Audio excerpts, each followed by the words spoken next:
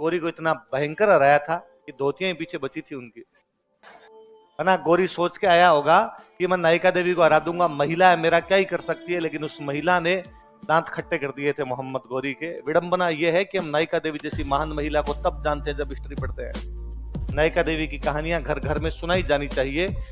अक्सर गांव में जब कोई लड़ाई होती है जाने नहीं दे रहे, इसलिए मोहम्मद गौरी इस बार दिमाग लगाता है। मोहम्मद गौरी कहता है रूट चेंज किया जाए।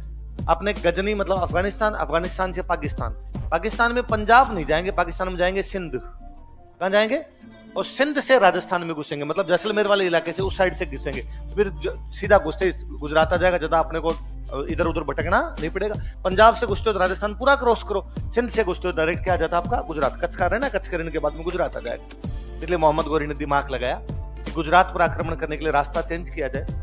फिर उसे यह भी लगा कि गुजरात पर आक्रमण करने का सही समय यही है, उसके लिए फेवरेबल टाइम है। कारण कि गुजरात का राजा छोटा बच्चा है, गुजरात सेकंड अभी छोटा है, वो अपना शासन संभाल नहीं रहा। शासन कौन संभाल रही है? नायिका देवी। एक महिला है और महिला क्या ही शासन संभालेगी, उस पर आक्रमण करना अपने लिए ठीक रहेगा, ऐसा गौरी का मानना था।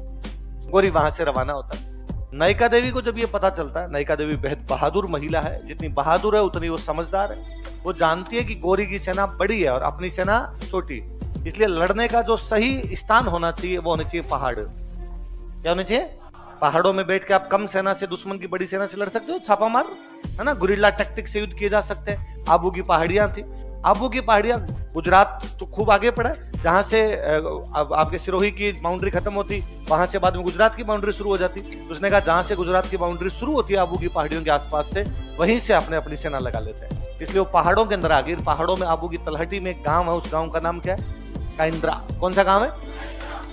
नायिका देवी समझदार है, वो ये भी जानती है कि अकेले पार पड़ेगी नहीं, इसलिए आसपास के राजाओं को कहती है कि गौरी के खिलाफ लड़ने के लिए मेरी सहायता करने के लिए हो। पाली, जालोर और सिरोही के राजा उसके साथ देने के लिए गए। सिरोही मतलब आबू, आबू का राजा धरावर से परमार, जालोर का राजा कीर्तिपाल, पाली मतलब नाडोल, और नाडोल का राजा कौन है? केलट। सब संगठन बना के गौरी के खिलाफ लड़ रहे थे।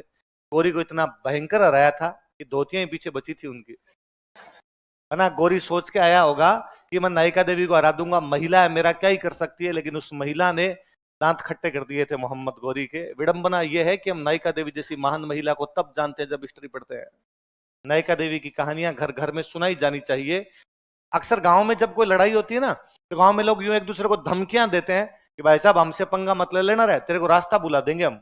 नायिका देवी ने सच में रास्ता बुला दिया था। अगली बार गौरी आक्रमण करने कई बरस तो आया ही नहीं।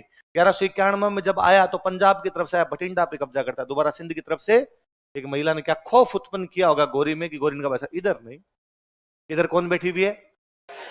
नायिका देवी। ये युद्ध उस विश्वास को या वो जो एक स्थापना कर दी गई उसको भी तोड़ता है कि राजस्थान के राजा मिलजुल कर नहीं लड़े थे। ये रहे साहब, गुजरात, जालोर, पाली, सिरोही सबके सब राजा मिलजुल के लड़ रहे हैं तो गौरी को हरा भी रहे हैं। तो इस युद्ध में किसकी जीत हुई? नायिका देवी या मूलराज? किसी को